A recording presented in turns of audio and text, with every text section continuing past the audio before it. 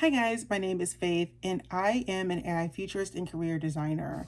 I am really interested in how AI is going to impact the future of our world, and I've been doing a lot of thinking lately. There is a group of people that I'm starting to call digital challengers, hence digital challengers of the future. In 2025 and beyond, the kinds of skills you're going to need to be successful are not going to be the hard technical skills of the past. My theory is that we're shifting away from knowledge work into being. So it's not just what you do, it's who you can become. And so, digital challengers are going to be specific kinds of people who command the highest salaries, who are the most resilient to changes in the job market, despite what's happening in the economy. These people are not going to be without a job. The way that they function is fundamentally different, right? There's going to be people who are entrepreneurs and they make absurd amounts of money. They're going to get very wealthy and they're going to challenge the status quo. These individuals are going to disrupt fundamentally the way the American caste system works. That's how we know we're going to be in a new industrial age. It's going to be this group of people. It's not a large group. This individual, these specific groups of people who are going to change the way that they live and work faster than other people. Now, in the past, when we used to see people who were disruptive, we would call them early adopters. In this case, I don't think that's necessarily relevant. I think it's not always about how quickly you jump on the technology, but how well you understand it. Let me explain. Okay, so this is my little chart here. I'm not the best drawer, okay? So I'm not like an artist. I didn't go to art school. So relax, okay? Okay. Digital challenges of the future are going to be people who master people, technology, and systems.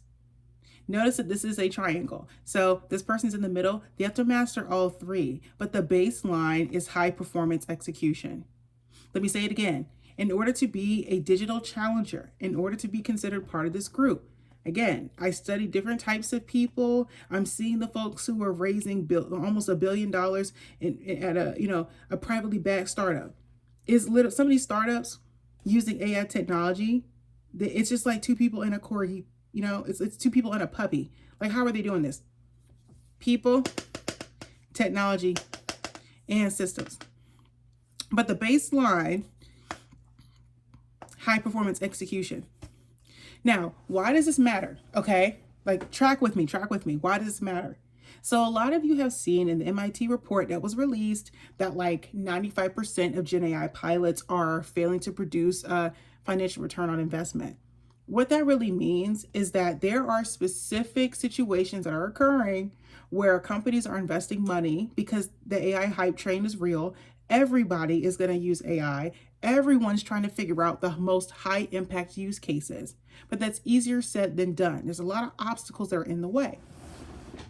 And what we're finding when you actually read the report by the Nanda Lab, what you'll find is that there are people who are heavily invested in the system. Consider people who are like super like systems based. These are the people who are like establishment. So I'm gonna just put the establishment or bureaucracy. And these big tech companies and these big, Fortune 500 companies, there's a lot of folks who are establishment. A lot of folks who've been in the industry for a long time. You could even put the political elite in this area. The Nepo babies in this area. Because again, these people are at the top of the food chain in this system. They benefit from the most from the way the system currently is. And so what we're finding is that AI is the AI models are not the reason why these Gen AI pilots are failing. What we're finding is that people who are heavily invested in the system don't understand the tech. See how the people are over here, the tech's right here, but the tech and the systems are separated. Who's in the middle? The digital challenger. The digital challenger is going to connect systems, meaning how the system functions, with technology. Digital challengers understand that in order to get the most value from AI, you cannot have these crazy systems and then just integrate the AI into it. No, no, no, no, no. The AI has to inform the way that you do business. The AI has to tell you, and you probably have to restructure your whole business model, right? Your whole business model has to change. That's the difference between saying, "Oh, I'm gonna come up with a chat bot. Oh, I'm gonna, do some cool prompts in Chat GPT." You go from that to being a digital challenger to say, you know what, I'm just gonna build an LLM. We're gonna start cutting ineffective people. We're gonna start saying, you know what, maybe we don't need a team of 40. How about instead of leaning into corporate politics and bureaucracy, we're just going to need 5. 2 really strong engineers, 1 really good salesperson, and a few people to meet with investors. That's it. We going to cut out the middleman because we're focused on the execution. If we come up with a great LLM and we're highly invested in the success of this model, it's going to get to a point where we don't care about the politics. You just care about the execution. And sometimes it's the corporate politics and the red tape that get in the way of executing. So when I think about why these Gen A pilots are failing, in part it's because of the people. Now, I'm going to get to the people in a second, but it's also about the system. The system itself, the way corporate politics works, is not amenable to leveraging AI to its fullest capacity. So the only way to really see a jump in productivity is if digital challengers come to the table and say, let's start cutting people. Digital challenge is going to start saying we need to completely change the way we do business because we're not delivering on outcomes. Again, the connection between systems and tech is execution. That's the baseline of this framework that I developed. See what I'm saying? So let's talk about the people. People are at the top of the pyramid because without the people, none of this is going to be able to work. Digital challengers do things differently because they have soft skills. I'm just going to put people equals soft skills.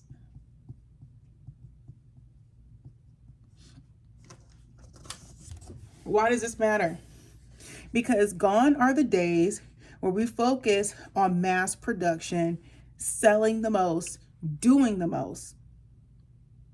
We're going to get to a point where you have to be the right kind of person. I've been preaching this for a long time, but I think we're slowly starting to see that in the market, people can have as much knowledge as they want. But you have to be at this point. It's not about just doing. Yes, we care about execution, but the AI is going to be doing a lot of heavy lifting. We're going to get to a point where we're so advanced, the robotics are going, and agentic AI is going to do a lot of the work. So what happens when we say, hey, the tech is going to be doing all the heavy lifting? We just need the right people. That means that we're going to start focusing on being the right person to be in the business, being the right investor, being the right person versus doing all the right stuff, versus focusing so much on knowledge and so much on skill set that you forget that you're a person first. Now, stick around because in another video, I'm going to talk about a human being versus a human doing, and it's going to radically change the way that you see yourself in the job market. And I'm actually really excited about that video because it's going to be really powerful. But yeah, a lot of y'all are focused on AI displacing you, but AI can only displace people who don't have good soft skills. And I'll go so far as to say digital challengers are the ones who were talking about how to be a better person, how to connect with people better, how to resonate with people better. A digital challenger is going to understand the psychology of people, so much so that they're going to be asking a different set of questions. Because once you got a bunch of AI and bots running around on the internet, people are going to start looking for what's authentic, what's real, what's human. So AI is only displacing people who are so corporatized that they can't have an authentic conversation. You use corporate jargon and corporate speak so much that you forgot how to talk like a regular person. Digital challengers are going to disrupt and change everything. So yeah, the soft skills are important. What soft skills are going to be necessary in order for you to leverage and get the most out of your tech? Well, number one, business acumen. I'm going to just put this here. business acumen, communication,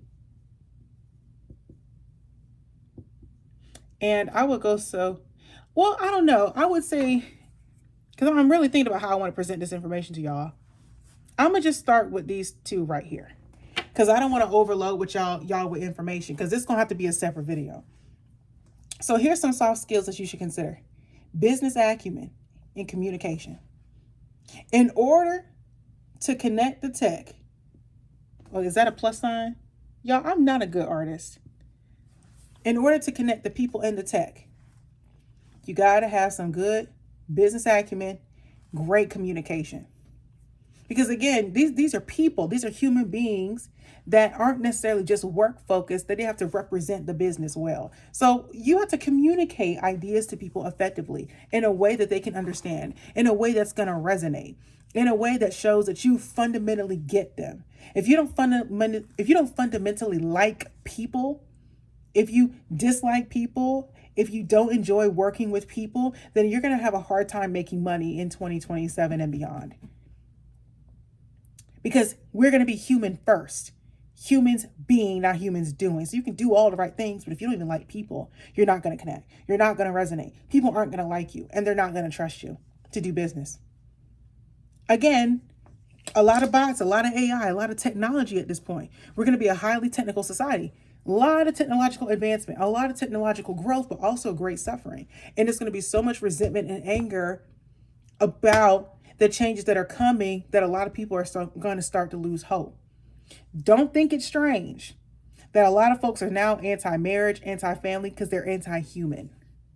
So the people who rise to the top are going to be the people who are pro-human. In the middle of all this, masters of people, tech, and systems are pro-human. Soft skills. They like people. They work with people very well. They communicate complex ideas very well. They fundamentally understand how people think and what moves people to action, what inspires people to action.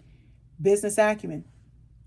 Business acumen is what connects people to tech. Because, hey, at the end of the day, the AI can do all sorts of stuff, but it can't think for you.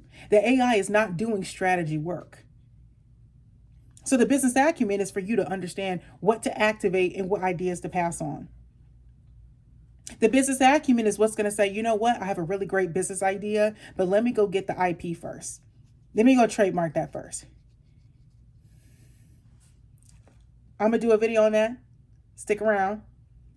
But intellectual property rights. It's going to be really important in the future. And then, of course, the tech. The tech is going to be important because at the end of the day, the AI is here. The core of AI is here. Core AI offerings and specializations.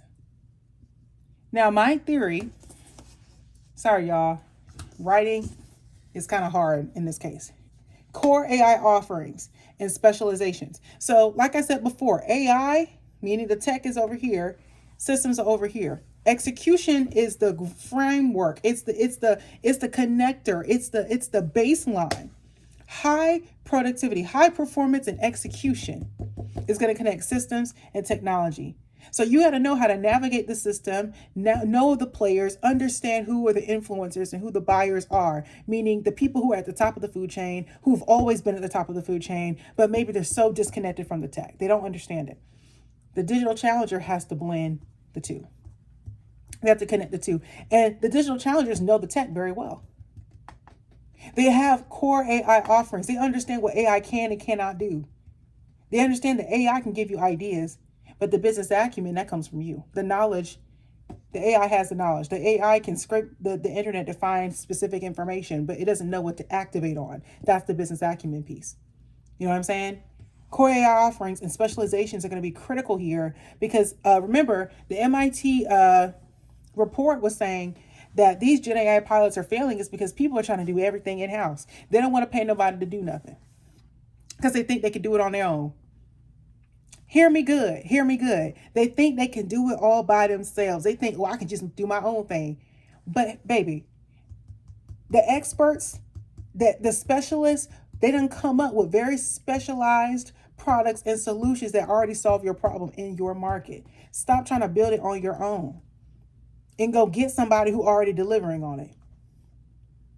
Go get somebody who already delivering on it. Now, digital challengers understand this. So sometimes they will actually target this area first. They may target this area because that's where the product is and they may bring this to market. But maybe how they deliver will be the blend of all three. Does that make sense? So digital challengers, a lot of times they lean heavy in entrepreneurship and they go towards that first over trying to thrive in corporate because of the politics, because of the systems. So they may feel like they have to go this route first and then double down on systems. Maybe because, they have experienced corporate life before and it was stifling for them. There's also plenty of situations where digital challengers, they, come out the gate swinging straight into entrepreneurship. Not because they couldn't succeed in corporate, but because they felt like it was too much red tape to be effective. They were focused on execution and systems, the way the system is set up, corporate politics, bureaucracy, even in our federal government, a lot of red tape. So it got to the point where we are stifled in our creativity, we're stifled in our innovation. So oftentimes digital challengers, they may start out over here, heavily focused on the tech and understanding the tech products, developing a core specialization, a specific realm of knowledge and expertise, and then they expand from there. So anyway, I hope this helps. A lot of you are probably wondering, well, how can I become a digital challenger, right? Because that's the big question. Where do you fit into all this? Figure out where you are. Some of you, you're establishment. Some of you, you have generational legacy money and wealth. So maybe you're over here, right? Maybe you are someone who knows the tech really well. You're a highly technical person. You understand a lot about AI. You work with it every day, but maybe you suck with people. You're a bad communicator and you don't have good business acumen. Your soft skills need some work. Or maybe you have a blend of all three, but you need to, supercharge all of that. How can you become a digital challenger? So I hope you understood everything that I laid out here. In my next video, I'm going to talk about how you can double down and actually become a challenger yourself. This is already 17 minutes in, so I don't think I can tackle everything in one video, but I hope this was helpful. All right, bye guys.